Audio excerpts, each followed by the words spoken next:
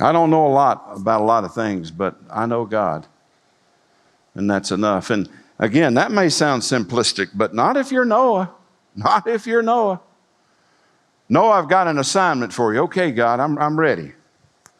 Okay. What is it? I want you to build a boat. Great. What's a boat? Well, it's this big thing. I'm going to show you how, and it's going to carry animals. And when the flood happens, okay, great. What's a flood? Well, that's going to be when the rain falls from the sky. When the rain falls from the sky, it's going to flood the earth. What's rain? Because the Bible's clear that from the very beginning, water came up through springs. Water came up from the earth, and it watered the vegetation, and it watered the animals and human beings. We got our water from spring water. We were just up in East Tennessee, Julie and I were, and our girlies a few weeks ago, and I so bad wanted to go to the spring house, but I had not called my cousin who now has the home place, and I didn't know if I went to the spring house and came out, if somebody would come up, whoop, whoop. He's broke into the spring house.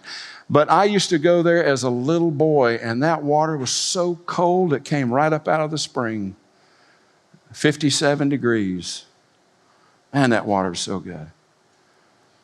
And so that's how God watered the earth, and rain had never fallen before.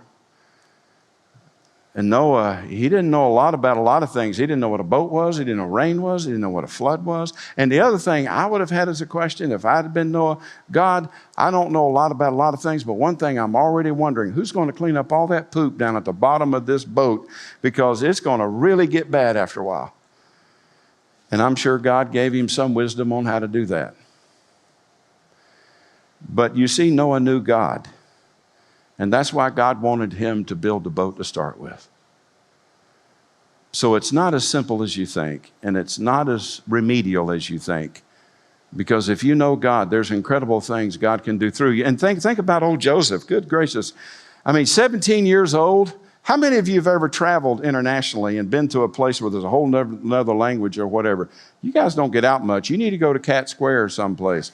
They've got a wonderful parade that'll be happening pretty soon. No, seriously, when you go to another culture and somebody speaks a whole nother language, you are totally out of it and you don't know where you are. Think about it. He left the Hebrew-speaking folks. He goes to Egypt where there's a total different language, total different culture, and he's a slave. And there's a lot he didn't know. How do you function in a prison? How do you make heads or tails out of this? How do you survive? But he knew God. And everywhere he went, he operated off of who he knew. And the Bible says whatever Joseph touched, God blessed. And pretty soon Joseph got promoted, and the warden of the prison put him over everything. And then one day, Joseph would stand in front of the most powerful man in the world who was having nightmares, and the most powerful man in the world didn't know. I need somebody to help me interpret this dream.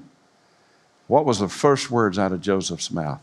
I know God, and God interprets dreams.